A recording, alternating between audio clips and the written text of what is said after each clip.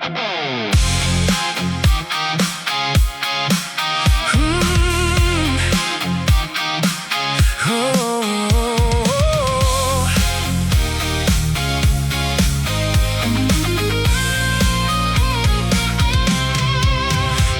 buwan na naman ang lumipas mula nang huli kong nahawakan ng inyong kamay.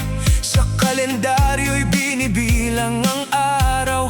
Kailan ba matatapos ang aking paghihintay?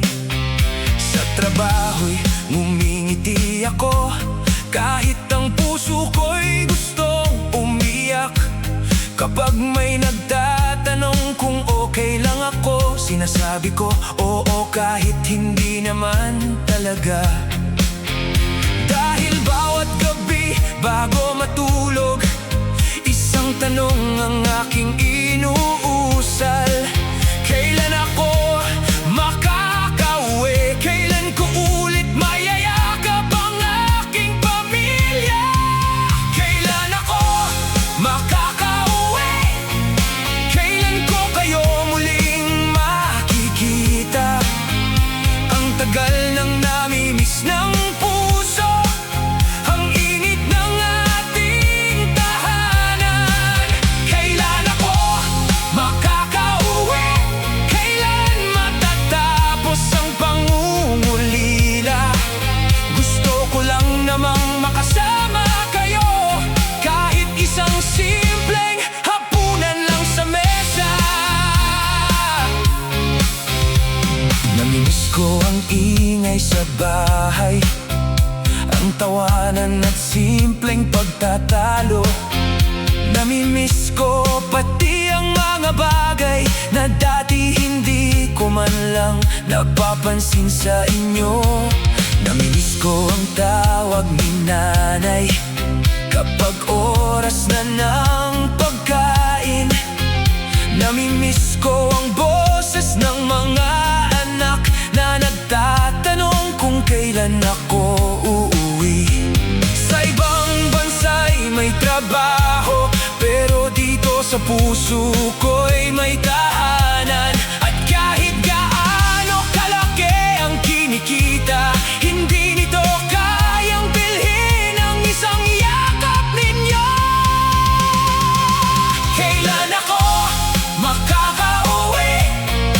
Kailan ko kayo muling makikita?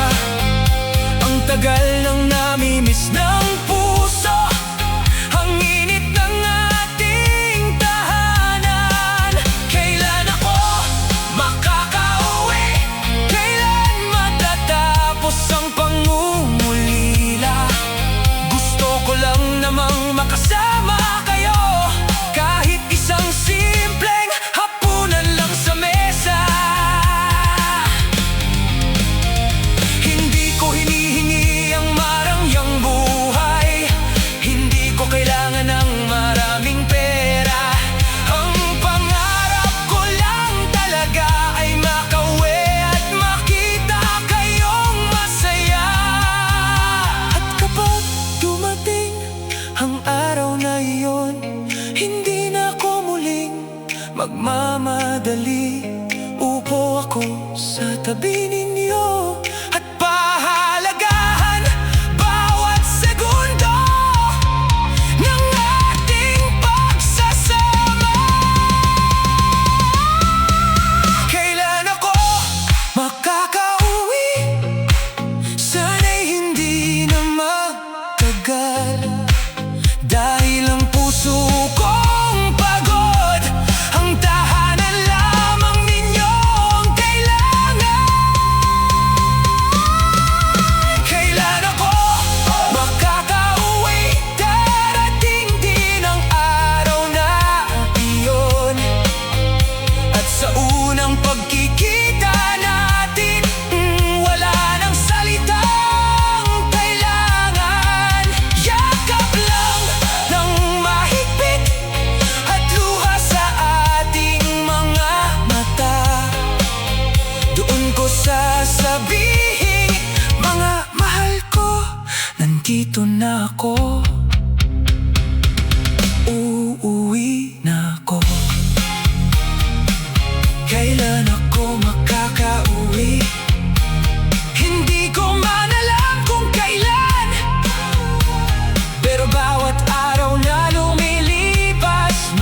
inilalapit ako sa inyong tahanan.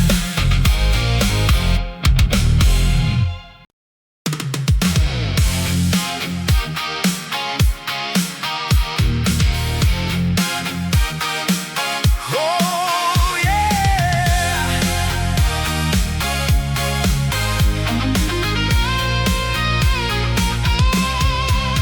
Matagal ko rin hinintay ang araw na hindi na maleta ang aking kasama. Hindi na airport ang aking pupuntahan, kundi ang tahanang matagal kong minahal. Ilang taon akong nakipagsapalaran sa lugar na hindi ko sariling bayan. Maraming luha ang aking itinago, maraming gabing mag-isa akong nanalangin. Pero lahat ng pagod may magandang dahilan, dahil sa bawat araw na lumayo ako, mas sinilapit ko kayo sa magandang kinabukasan. Pauwi na ako, pamilya ko, pauwi na sa yakap ninyo. Ilang gabi ko kayong pinangarap, ngayon ay unti-unti nang nagiging tunay. Pauwi na ako, mahal ko, hindi na cellphone ang ating pagitan. Sa wakas makikita ko na ang mga taong dahilan ng aking laban.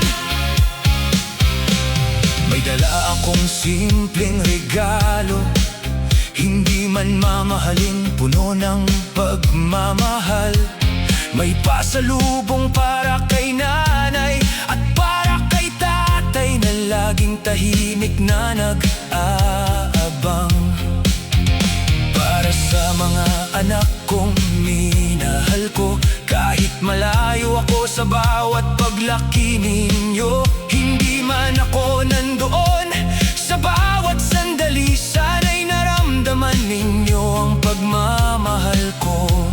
Kung may mga araw mang hindi ako nariyan, hindi ibig sabihin na kayo'y nakalimutan. Kayo ang dahilan kung bakit ako lumayo, kayo rin ang dahilan kung bakit gusto kong umuwi. Pauwi na ako, pamilya ko, pauwi na sa yakap ninyo. Ilang gabi ko kayong pinangarap, ngayon ay unti-unti nang nagiging tunay.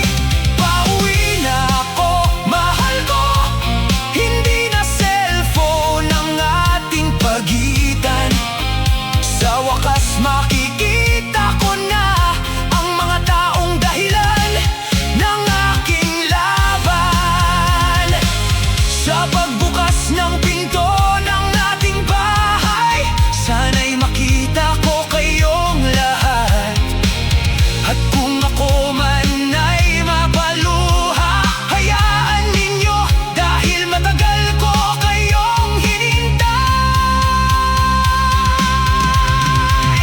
Wala nang alarm para pumasok sa trabaho, wala nang malayong bansang kailangang puntahan. Ang gusto ko lang ay manatili sa piling ng aking pinakamamahal na tahanan.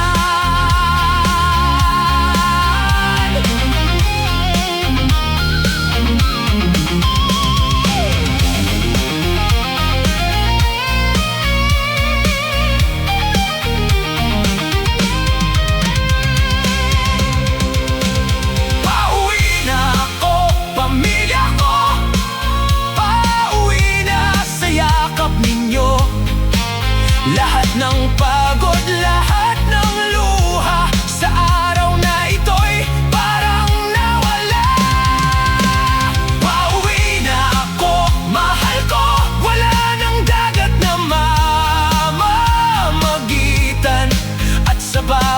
yakap na ating pagsasalo. Sasabihin kong salamat sa paghihintay ninyo.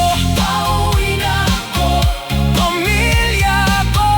Matagal akong nangarap ng araw na ito. Pauwi na ako, at sa wakas sa tahanan ninyo makakapahinga na ang puso ko.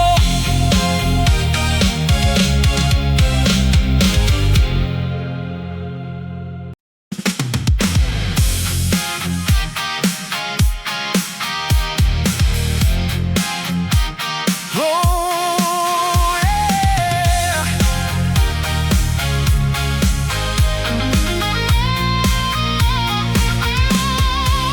Bawat patak ng pawis sa noo, may kwento ng pangarap para sa inyo. Bawat oras na ginugugol sa trabaho, may kasamang dasal na sana'y maging maayos kayo. Hindi madali ang buhay dito, malayo sa sariling tahanan. Pero kapag naiisip ko ang inyong mga pangarap, kahit pagod, muli akong lalaban. Hindi ako bayani, hindi rin ako espesyal. Isa lang akong Pilipino na para sa pamilya'y handang magsakripisyo ng lubos. Pawis ko para sa inyo, luha ko para sa pangarap ninyo. Bawat pagod na aking tinitiis ay pagmamahal na hindi kayang may paliwanag. Pawis ko para sa pamilya, bawat sentimo'y galing sa pag-asa. Kahit ang puso ko'y sabik ng umuwi, lalaban ako rito para sa kinabukasan ninyo.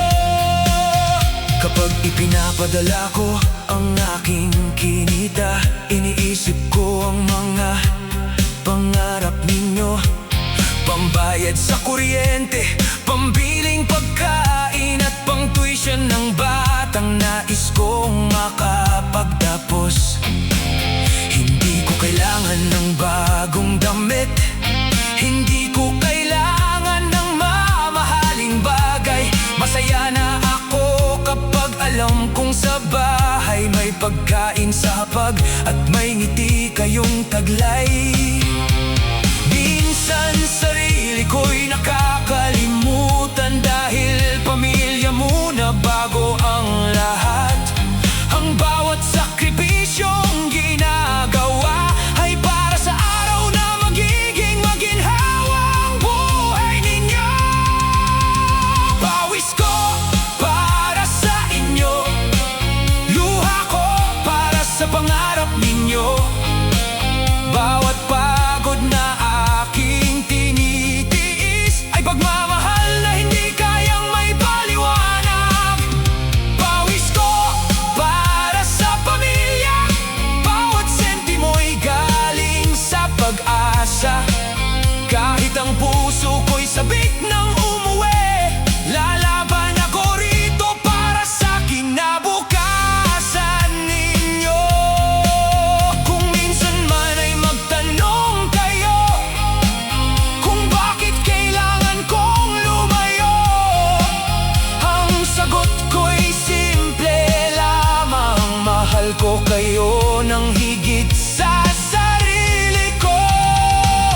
Ang bawat araw na wala ako ay araw na binibili ko ang inyong bukas. At kung sakaling makalimutan ninyo, sana'y maalala ninyong lahat ng ito'y ginawa ko dahil mahal ko kayo.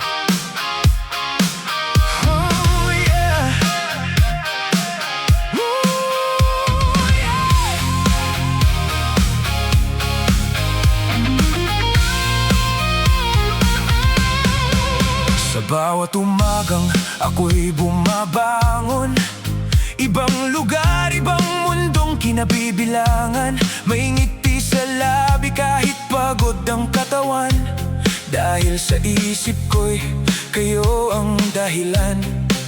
Sa maliit na kwartong tahimik at malamig, larawan ninyo ang aking laging kapiling. Kapag namimiss ko ang yakap ni nanay at boses ni tatay na nagtatanong, kumusta ka ba anak?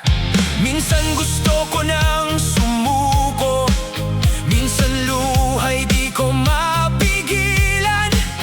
Pero kapag naaalala ko kayo, lakas ko'y muling nahahanap. Sa malayo, kayo ang pahinga, sa bawat pagod, kayo ang pag-asa. Kahit ang puso ko'y gustong umuwi, kailangan ko munang magtiis dito sa malayo. Sa malayo, kayo ang dahilan kung bakit kinakaya ang bawat laban. Kahit gabi-gabi kayong namimiss, kayo ang tahanang laging nasa aking dibdib. May mga gabing tahimik ang paligid, pero sa puso ko'y napakaraming tinig. Tinig ng mga anak kong aking iniwan, na sana'y kasama ko sa bawat hapunan.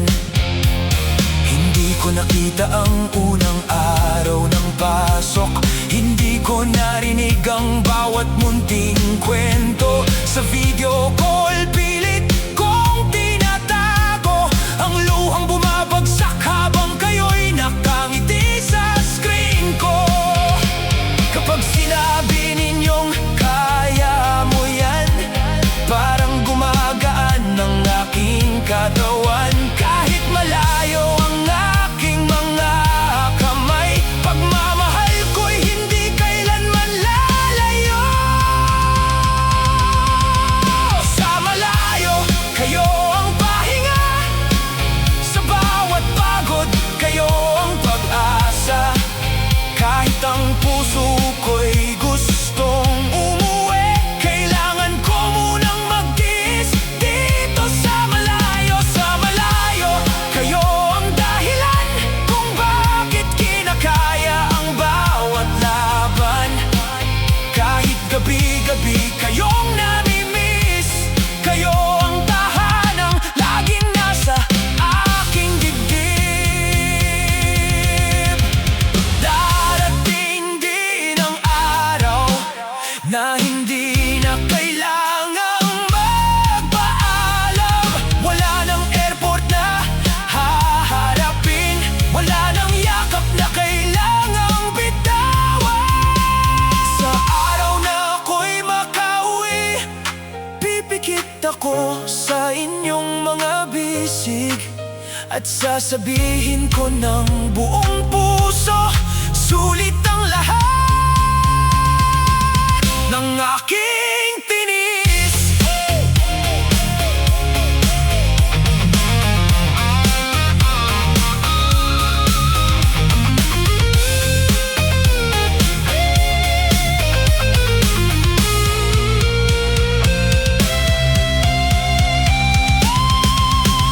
Sa malayo, kayo ang pahinga, sa bawat luha,